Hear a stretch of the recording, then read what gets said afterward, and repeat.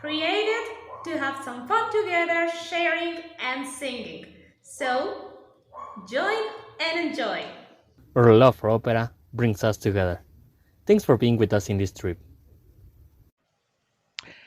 And I think no, maybe you have already noticed that time really, really, really flies because a week ago we were together singing and having fun. A week later we are still together but online, and we are promising to have lots of fun today because as you can read, we are having a not very well known song, and guess what bird is going to join us again. Of course, a nightingale. Who could have guessed that we are having another nightingale? This time it comes from the zarzuela Las Musas Latinas. We are going to talk a little more about it, but I know that at this point in time, what you want to hear is Katia sing.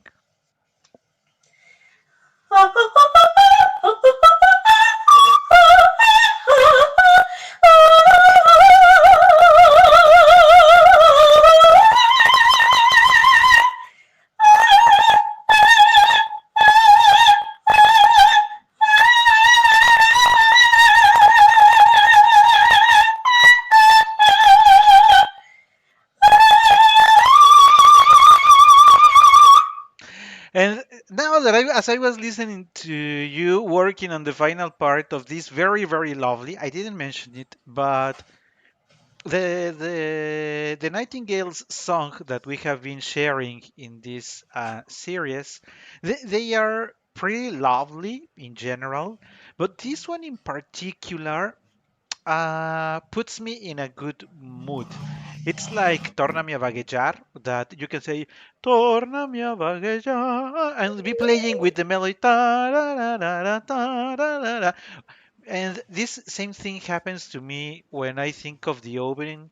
Canta tu, Ruiseñor, tra la la la la la la la la la la la la la la la la. Because many times we have mentioned that the maestros, the composers, when part of their geniosity is that they can produce these melodies that people can grasp very easily, and that can be with you when you're riding the bus, when you're walking at the park, maybe when you are cooking. So just picture in your mind that you're cooking and you're saying, "Canta tu, Ruiseñor, tra la la," and you're in a good mood, no?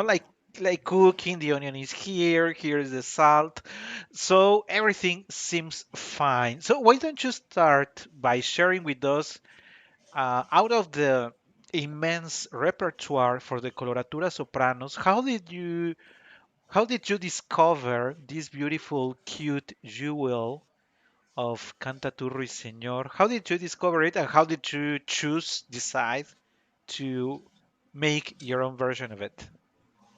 Well, I've shared with all of you that I was familiarized with academic and different kind of music since my childhood. My father was a big fan of Ernestina Garfias, another Mexican soprano. So I don't know how he get this CD with some songs by Garfias, and then was the first time I heard this lovely, lovely song, and I said, "Well, that has to be mine." So I wrote it And because it's easy. because it's easy, certainly. And I think we haven't shared it enough times, but it is true that one of the precious, very precious things of being a singer is that you can listen to a melody or a song and decide, I'm going to try it for me. And sometimes you take the original singer, interpreter, and you say, and I am going to do it even better than this guy or this girl. Because once you Let's start hear it working here. on it, and depending on the qualities of your voice, you say, yes, but here Carreras falls short in breath. Mine, I'm not going to fall short in reading. So, provided that you mentioned Ernestina Garfias, and in this program, we really haven't talked deeply about any singer, but the case of Ernestina Garfias is very particular, and maybe we should take a couple of minutes to talk about her. Ernestina Garfias is her name. However, she, being her an international singer, I understand that in Italy, Europe, and Argentina, she used to have the name Tina Garfi because somebody told her Ernestina Garfias is not an operatic name, so you work on the name, and that's how she ended singing. And you can see her name on the programs under the name of Tina Garfi. But if you read Tina Garfi, there is no way you can even imagine that she was a Mexican singer. So that's a change. As for the change of the name, the other very particular thing is that she's of the very few coloratura sopranos in Mexico, because in Mexico we have plenty of lyrical, beautiful voices of lyrical soprano voices and even some mezzos, but coloraturas they are counted with one hand maybe. There, this is not a typical tesitura for Mexico. Ernestina Garfias is one of the very few that have that quality of the sounds. And her voice that may please or may not please many people is like a crystal. That's or like a glass. I don't know. I'm going to, of course, allow Katy to express her ideas on the voice of Ernestina. But from my perspective, she's not, of course, a powerful voice. We have explained many times that high coloratura voices are not meant to be Turandot or Tosca or Manon Lescaut. So, of course, her voice is not a powerful voice. But for me, it's like actually listening to a bird or like the sound of a crystal. The quality of the sound is very pure. Uh, and she was also very. mm, how do you call that? She was like very sympathetic. Many people liked her. For many people, she was also a very beautiful woman. She was blonde, which is also not very common in Mexico. Blonde and the coloratura are two things that are not very common in Mexico. And I understand she was very demanding.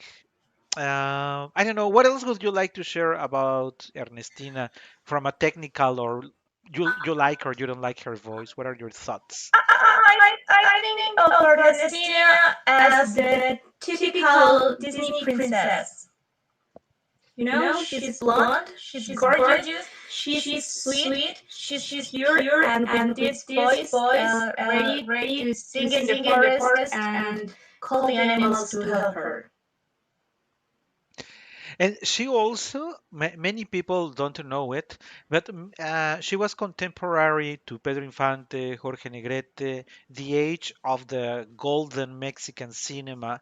So there are several movies where she appears because provided that she was a beautiful blonde woman, she the doors of the movies were also open for her, where provided that she was a singer, there are several movies where you can actually listen to her singing, which also is an exemption because even though we have had many great singers in Mexico, testimonials of her voices, there are very, very, very, very few. But Ernestina Garfias was lucky to have her voice recorded. And another thing that puts her apart is that even though she has the voice for Olympia and all the coloratura roles that we have talked in the past and that we are going to cover in the future, she also sang a good number of Mexican songs, traditional folklore Mexican songs.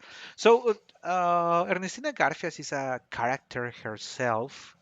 From a good number of perspectives, the blonde coloratura, beautiful, physically beautiful soprano, with international career, under the cinema, contemporary to the greatest actors and singers of Mexico. So there's good number of things that Ernestina could keep in her biography. She passed away, I'm not sure if around 50 years ago, but lucky for many people, there are testimonials or recordings of her voice. It is also very particular that for the Mexican songs, even though she's a coloratura high soprano, she does have a fairly good job with the Mexican music. She doesn't sound like, I don't know, like Olympia trying to sing a folklore song. She does a fair job with it. But well, that was a comment on Ernestina Garfias. But the truth is that this leads us to the important comment that I wanted to make. Because if you're watching your screen for people who are watching the premiere on YouTube or see it later, sorry for people on the podcasts that are not able to watch it. But we have on the screen the score, which I think we have to mention here, the Zarzuela Las Musas Latinas is unfortunately not. I tried to track the last time it was presented in Mexico, and I couldn't even find the first. Maybe in Mexico it has never been presented, and even in Spain it is not a regular. So Maestro Penela has not been fortunate in getting the recognition for this because this is a lovely piece of music.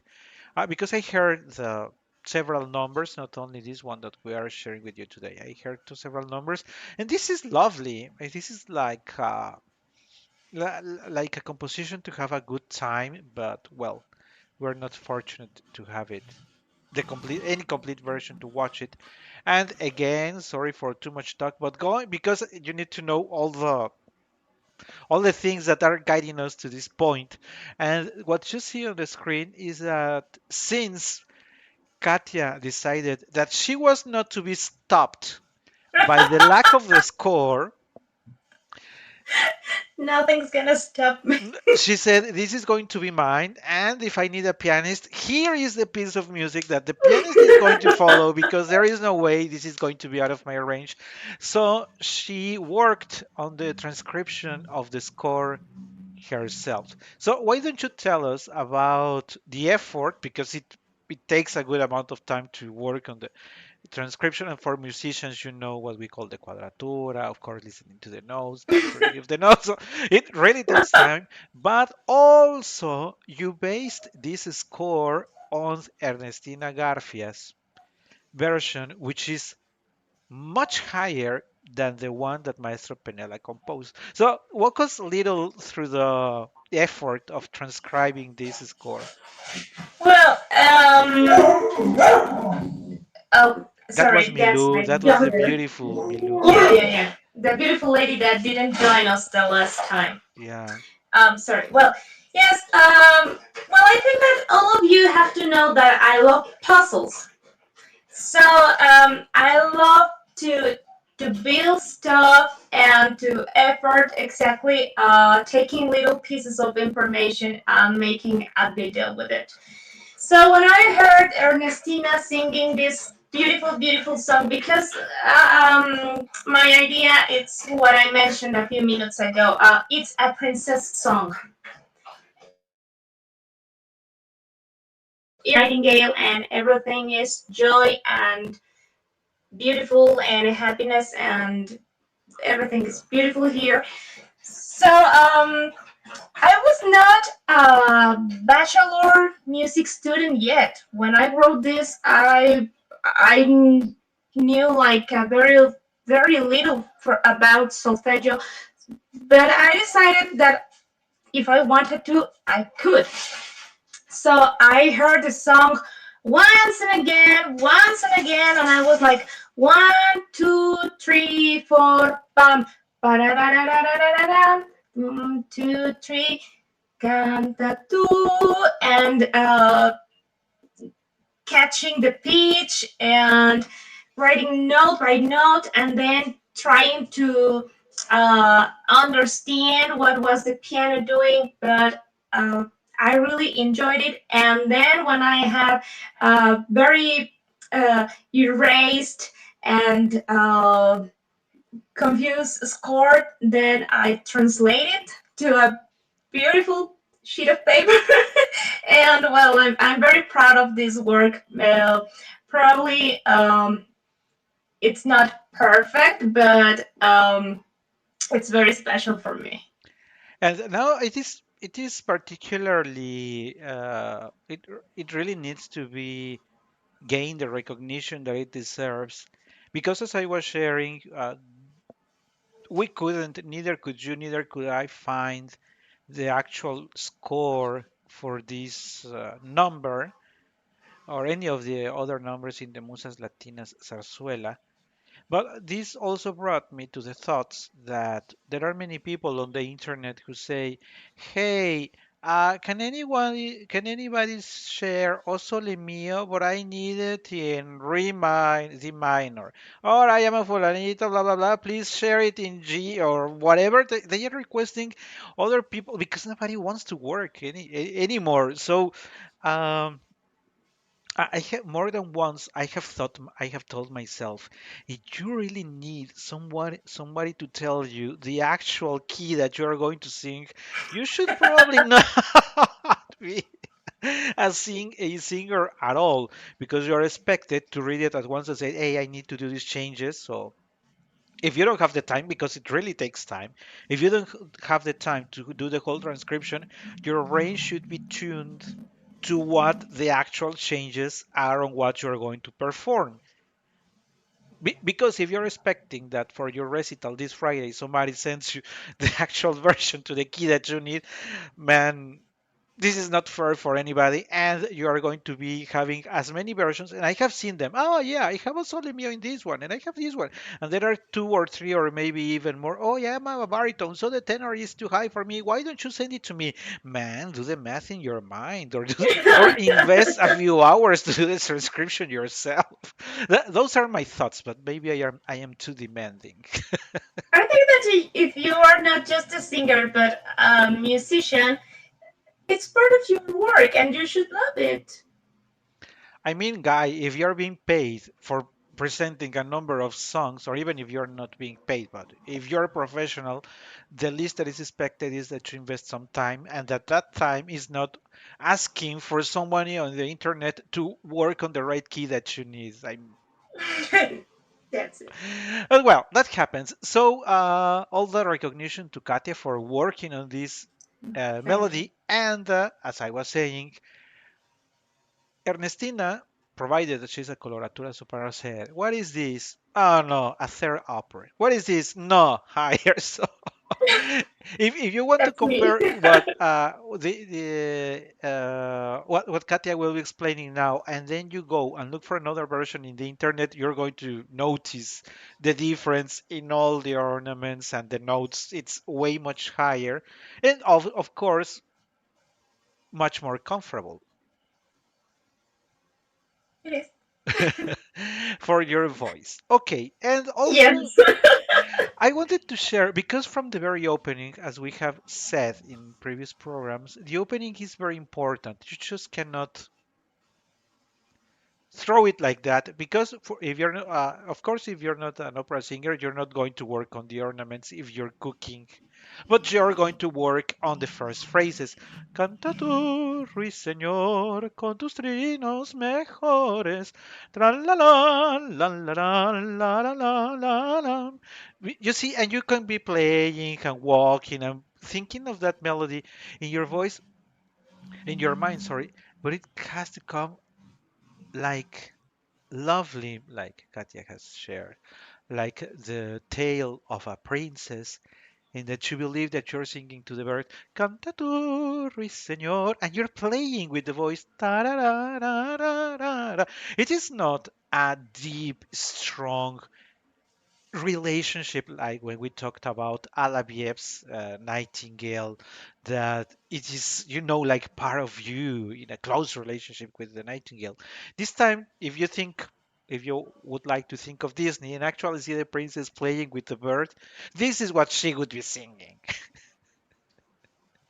But how do you choose on how your sound will be for a princess song like this one? Well, when I approached to the song for the first time, honestly, I only had the idea not to imitate Ernestina, but well, if she's singing this way, that's the way I should. Because remember that I was not studying the bachelor. I was like a baby. I'm a baby right now too. We will always be babies. That has been established in Will other be programs. babies forever. Yes. So I didn't have an idea beyond what she was working. But now that I understand several things, I think that just for the text and the way the melody is floating and moving, um, well, you have to use a vertical sound. Of course, you have to use your technique all the time because that's the idea. But to understand that you are singing to a bird in a very playful way, I would say that your sound will fit for itself in this playful mood, in this forest mood. Canta tú, Ruiseñor, con tus trinos mejores. The song itself moves you this way. And you have to be, since it is a delicate, playful melody, you also have to be careful with not putting too much stamina, too much power on the voice because you're going There's no to ruin it. need. No, no, no, there's no need. The the melody doesn't require it anywhere, and that is because as we were sharing thoughts for today's program, I shared with you the recording of a very well-known Spanish soprano that I shared. Oh my God, this is so boring. No, I mean, she's a good singer because she has proved herself in many of the most important roles in for a soprano. So, how do you come from being a very good soprano? How bad can you do it that you turn a lovely song into something boring? You really have to do a poor job because it is lovely. I mean, even with a male voice like mine, it sounds playful. Con sus trinos mejores, tra la la la la, la, and you are playing. So, at what moment the producer or whoever was guiding her in the recording told her, yes, that's the cut that we are going to use? I would stand in front of her, pa, pa, pa, and say, no, you ruined the song. She's playful. Nobody believes that you are playing with it. So, if you're curious, I'm not going to give you the name. I'm going to just to tell you that she's a Spanish soprano with her career mostly from the 70s to the 90s. So you take that as a guidance. The one And that her gets you name bored, starts with. the one that makes you feel bored, that's the one. Only to your point of, yes, it has to be playful. Don't put too much sounds because otherwise you're going to ruin. And mm, I wouldn't invest too much time in analyzing the words because this is not a song for analyzing or for thought or for deep or oh you see now how the story is evolving. It's just fun. Yes. Well, let's be honest. When there is a coloratura singing, the world's gonna stop because wants to hear the trills, los gorgoritos, the ornaments, and everybody is like just expecting the moment. That's the truth. Um, and there are some cases like I don't know, Lucia di la Mermur, um, with El Área de la Locura.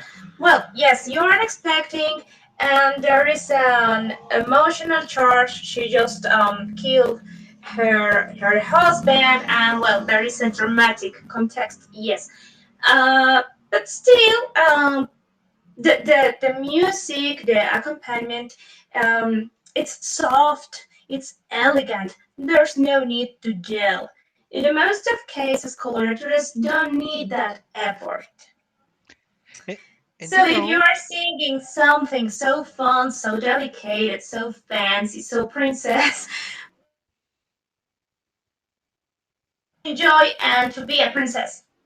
That is and I wanted to share that as we opened the program and you sang the final part of this beautiful melody, it brought me to Lucia de la Mermur because there is a moment where she's basically doing whatever she wants. but she's crazy. Yeah, there are cadenzas, trills, gruppetto. There's just a bunch of many things happening. Of course, this one was shorter, but this is pretty much the idea. Once you reach the final, we are going to get to the final. Once you make progress towards the final, people are just expecting that.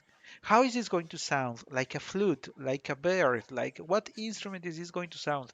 Are there any words in it? I don't care. I just want to listen to how a voice can produce sounds like that. That's it. Which Yeah, that's all that matters. I am going to ask you only because I need to ask you, but I know that you're going to say that you're not worried that it is easy. But Because it is. don't coloratura sopranos get nervous at some point of saying, "Hey, no piano, an orchestra or just barely on maybe some strings at the distance, but very light accompaniment, and it's just my voice floating with my trills, my cadences, my high C, my high D, E, and F." Okay.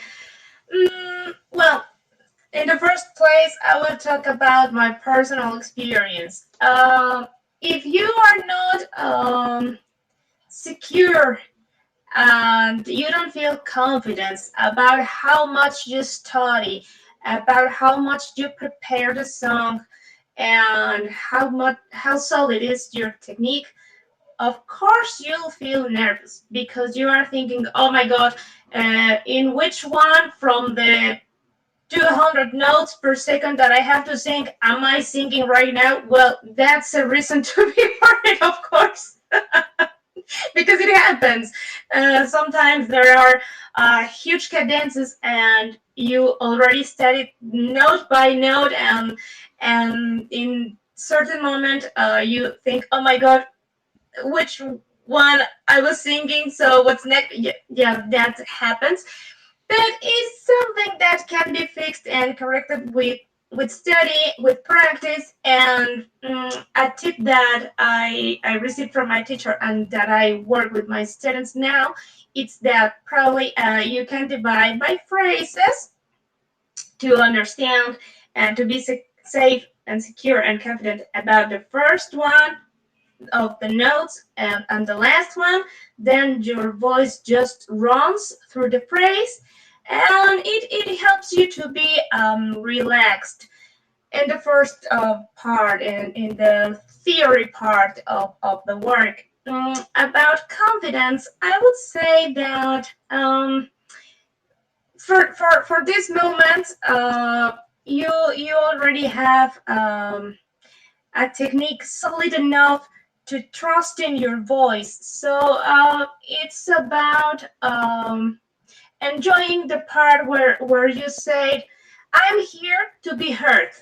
You came to here to see what I'm able to do." So if you already have a previous work, you can relax and just let your voice flow through the music. And so, with that explaining, and it's joining me, the little girl. The little girl has just arrived. Let me show you a Timba lady. This is Hi baby a there. Timba. Timba, say hi. She's always looking at the screen when I'm working on the computer. Hey, little baby, look, that is Katya. Hi. We'll let her play. She's playing. So if you listen to strange sounds, is that she's here in the studio with me, but she's getting better, fortunately. Um, So moving back to the song, we said that it opens very graciously. Canta tú, Ruiseñor, con tus trinos mejores. Tan, taran, tararán, tan, taran, tan, tan, tan. And then start the ornaments. I don't know, I didn't even count them, but there are like a dozen trills in the whole, Yes. which is going to bring us back to the times before when we had talked about the trills. Uh, if you are if your voice is for ornaments, songs that have lots of ornamentations, you really need your trills. Because I heard, and I am not going to give you the name, she's a more recent singer. Uh, I understand that we are basing our review on Ernestina Garfias. Since I haven't seen the original score, I'm not sure if the trills are there in the original score. But the truth is Probably. that when you listen to it, La canción del amor, you are used to the sound of the because you know how the trill is expected to sound. But when you listen to the plain note, just like jumping from one place to another, you say, something is missing. What did just happen here?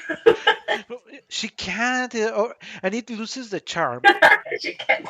Whoever did this arrangement for Ernestina, or if maybe she requested those changes herself, I'm not sure if there is an expression for that in English, but in Spanish we say poner la barra demasiado alta. Because now that you're used to listening to high C, starting with B's at the beginning, you have trills from the very first moment. You're expecting everybody to do it in their own versions. But when you listen to another version and the trills are not there, and the high notes are not there, and she's not being playful, you end up having this very low version because Ernestina, I really think this really matched her voice and what she could do. So this being the new baseline, we will call it a baseline. Ernestina Garfias being the new baseline.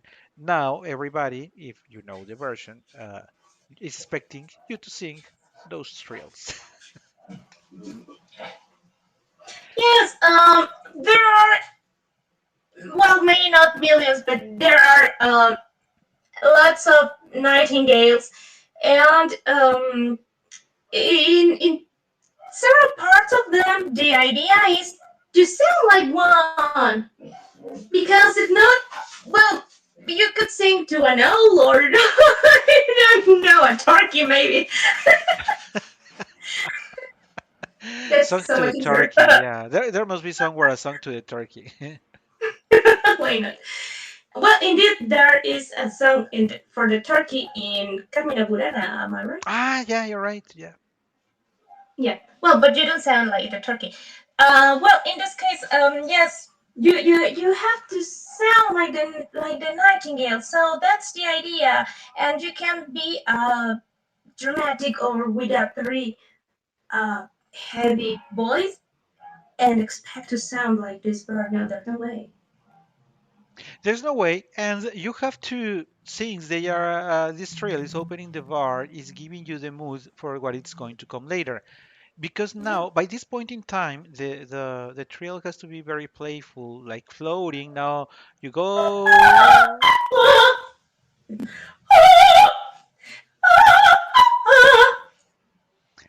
and you have to feel comfortable because I'm not sure if that is an omission of yourself or if that's how it is written. But if you notice there, because we like counting, we have 1 bar, 2 bars, 3 bars, 4 bars, 5 bars, 6 bars, and at the end of the final 7th bar, you have a pause for breathing. It is true, Yep. since this is not legato singing, since you are pretty much say singing the notes individually, you can always take some time for catching your breath. But brings us back to what we have also shared in the past. You have to be very smart on where you're going to catch your breath because nobody wants to listen to these 7 bars where you are playing all along the scale and suddenly hear the chop of breathing and continuing. Nobody wants to hear that, at least not me. So, if you were to provide a word of advice to a soprano in any, by the way, I forgot to mention it. As of today, we are reaching now 89 countries. One country before we reached 90. That country was added today. So, if anybody in one of those 89 countries listening to us could be working on this piece of music, how would you advise? Because everything you do when singing consumes breath, consumes air. So you have to have everything here ready for what's coming. What did you advise? Well, it's not just about using lots of air, because that's the truth. If you don't use air enough, you will not sing it. But it's not just about using it, it's about to use it wisely. I recommend to sing through a straw, or to keep the idea.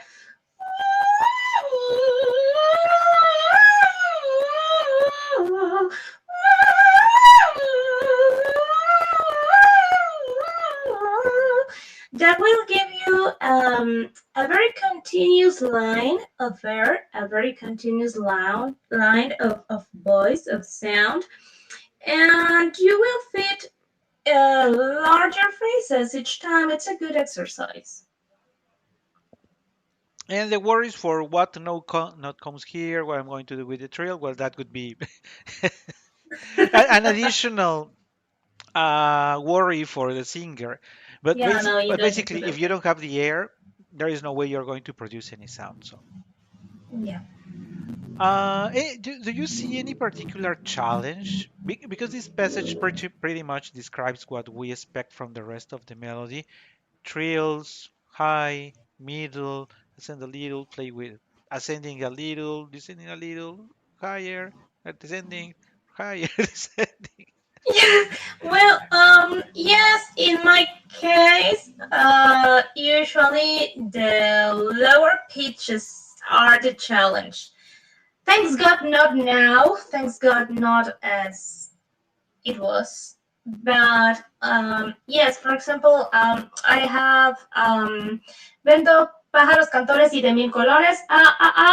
Los cogí cantando amores, no los hay mejor. That F, page number 2. I'm not. I don't even know what page I'm on. Okay, page number. Yeah, you were already in the second page. Oh, de mil colores. Here. I have. Los cogí cantando amores, no los hay me. That was the difficult part for me. You're right. I hadn't even noticed that low one. It's a very low pitch for a coloratura. Yes, but now I have to say that my voice is like enoughly developed so I can sing that F without problem now. Because that same note comes earlier in colores. However, Mhm. maybe we should explain because I could record 100 video blog entries on this subject, but I'm going to insist again. The difficulty can come from a note because it is too high, in this case because it can be low for a given tesitura, but it also has to do with what is coming before or what is going to come next. Because if you see the fall that is here in the mejor, antes Uh-huh. for before the second syllable, mejor, this play and the duration is what makes it more difficult than this one. You arrive to this one much more comfortable. You see, you can play with this one, the placement of You this can note. settle your voice Yeah. for a little while. But here you have to do the changes real quickly without losing the homogeneity of the sound. Yes. Well, I think that the key to sing something like this because we have a high F and then the B. Well, indeed, it's a B sharp, an F sharp. Yeah. It's an F sharp. And then we have a B. We move in the middle high part of the voice, and then we descend like an eagle catching a mouse.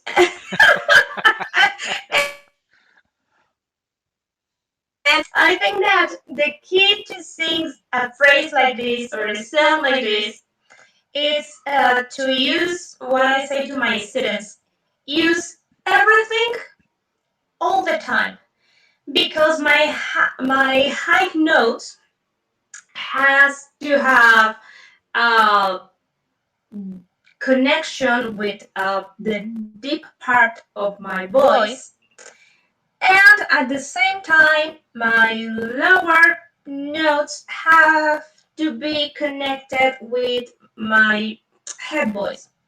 So in that case, I don't even feel what we know in Spanish like los pasos. I'm enemy of that idea. I know that voice has changes, but if you work enough, you can feel like a puzzle very well built, where you already don't see the line of every piece. You already see an entire work, an entire landscape.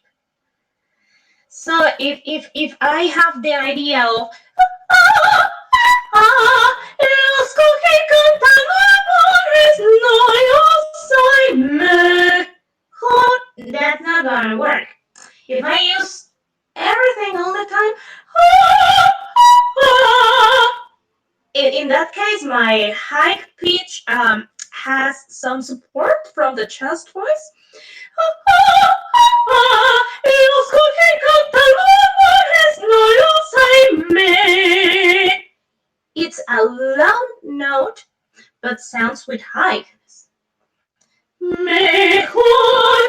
And in this case, we have a distance from F sharp to B. Mejor. But it sounds like a very shorter distance because of the homogeneity of the sound, because of the homogeneity of the voice. And you forgot to say That's that it like is easy. it is. If you study, if you practice, of course it is. And now this takes us to the following parts of the song that, as we share when we open this series, when we talk about Adele and her laughing song, because we have had two laughing songs and so far, if I remember well, four nightingales. This wouldn't count as the most difficult piece for a coloratura. Not, I'm not saying that it is easy because maybe if you knew the song but you didn't know Ernestina Garcia's version that you have on the screen and you say, "My God, I was already struggling with the original one," and you want someone even higher and with more ornaments, and you say that it is easy. But and to that, I am going to say, and I don't think this could be the hardest part for a coloratura. I could say this one is something you could do, if not just any day. I don't think it should worry any singer, any coloratura singer, provided that she studied and that she's doing her homework, right?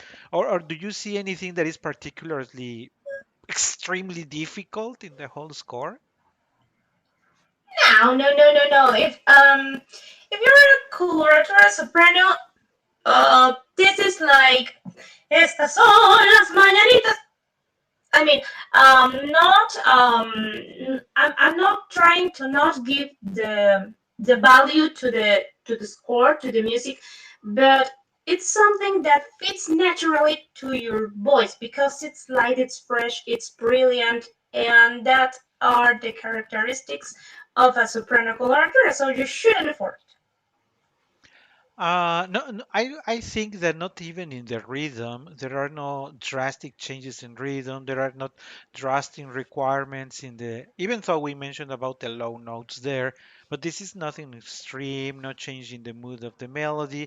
And the melody works tan taran, tan taran, tan taran, tan tan tan. And then you have all the ornaments, which of course you need a different type of voice if you want to exercise them.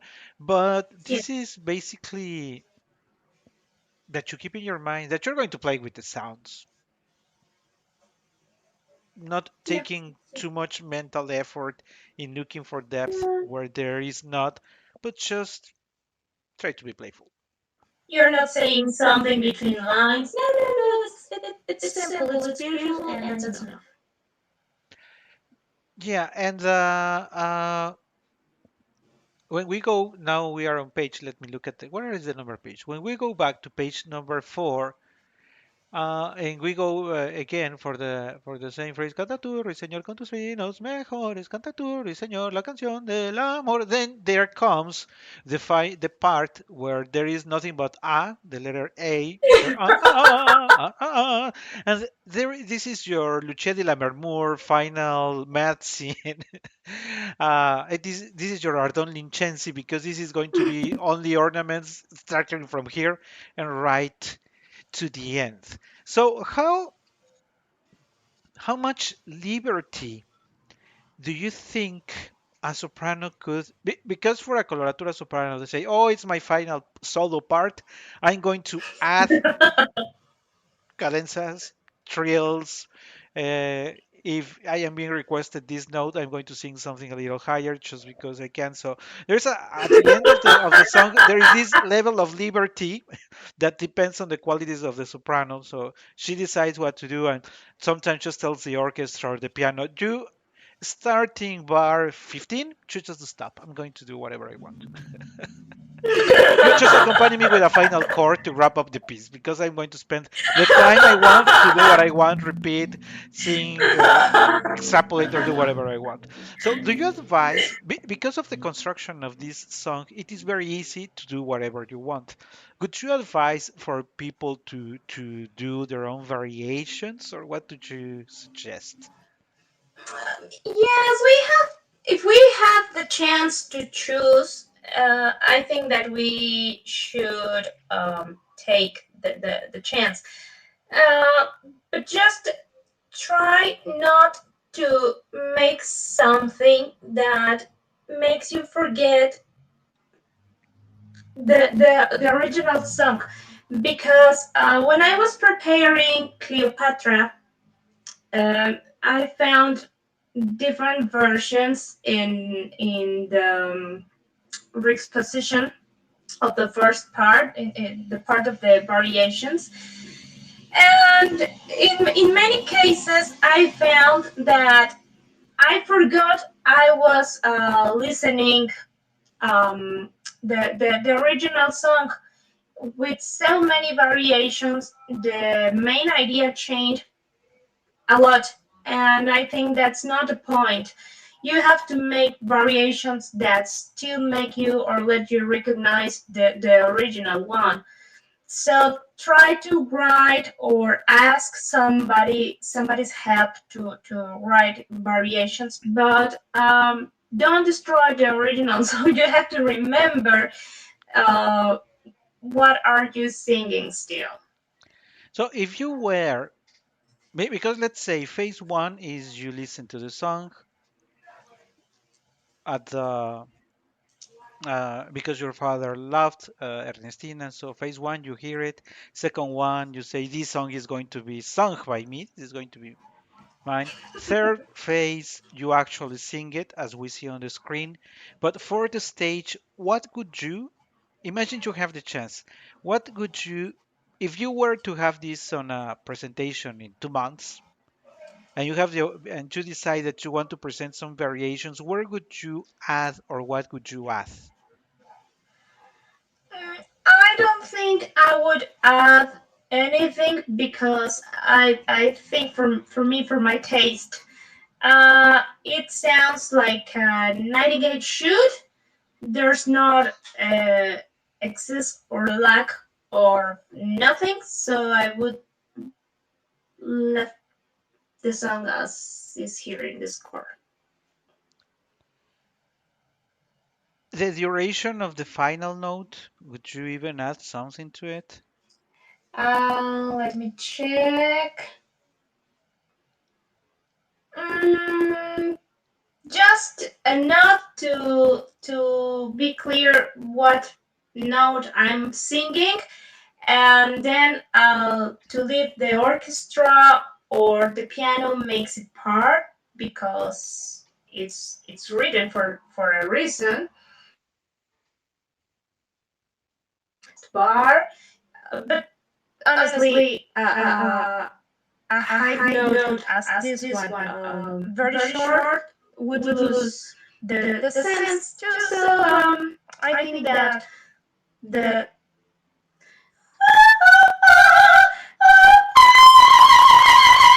and that's enough. They already know that I can sing high notes, so it doesn't have to be a triple F and 50 bars. Because No, we have why? mentioned it, there are many sopranos or tenors or baritones who say, "Hey, that people realize that I can keep it until I die because I don't have more breathe, more air to keep singing." Yeah, man, but No, no, no. you just It's made not a competition. and you turned it into a boring part because unless you think differently, when you reach, of course, the high note is most of the times the peak of the attention. But when you pick when you have the note for too long, After 30 seconds, nobody's paying attention anymore.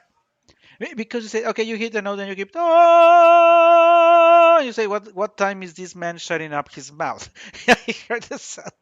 Or sometimes, as we Yeah. said in maybe a possible exception would be contrapartida because people are expecting you to sing the final note for long so that you wrap your final sound at the same time as the orchestra. So except for these exemptions, that happens also to the very famous aria del Duque di Mantova in La Donna Mobile. Pensier! Finally, when you say pensier, there is no need pensier! Because after 3 seconds you say, okay, pensier! And so what? See, and what next? Who's hungry? And so that common, very bad habit of singers of keeping the notes forever. I personally would suggest that you work on the making just before your high note. If you do a very beautiful trill and you play with the following four notes before just high note, your high note, that is much better than just going for a high note with no meaning before. So play with the sounds before, prepare it, so that people are ready after the trill. They know they are approaching the end, and you do a beautiful, compact final note that sounds beautiful for an adequate duration. And that's it. Yes. Because it is just Yes, it's about, like thinking about a dessert. You don't get the entire cake for yourself. Just a slice, and that's enough. The closing, it's enough. absolutely okay. Anything else that you would like to share with the numbers that we're also very close? We're around 778 cities. We are getting close to 800. Anything else that you would like to share with the world? Yes, if you are gonna sing this song, feel yourself a princess, singing with the birds, with the flowers, with the squirrels. And don't worry, if you have the voice, it will sing it itself. So it's not if it's not for your voice, well, you probably should try the original version. Don't effort. If it's not for you, well, there are lots of things that are for your voice. So don't effort in that sense. And if it's for you, have fun, enjoy, relax.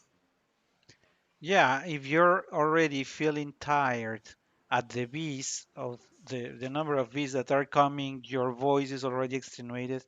Yeah, maybe you should go back to the original way. I think that as long as you do it playfully, it will always sound nice. Okay, so with that being said, thank you very much. Thank you, everybody, for having joined us for this episode of the Canta tu Ruiseñor. And we'll be meeting for this season in 1 month. Thank you. Thanks, Thank you. everybody. You can follow our channel for the latest updates and more content. Opera will love singing, in just one word. Link in the description of the episode.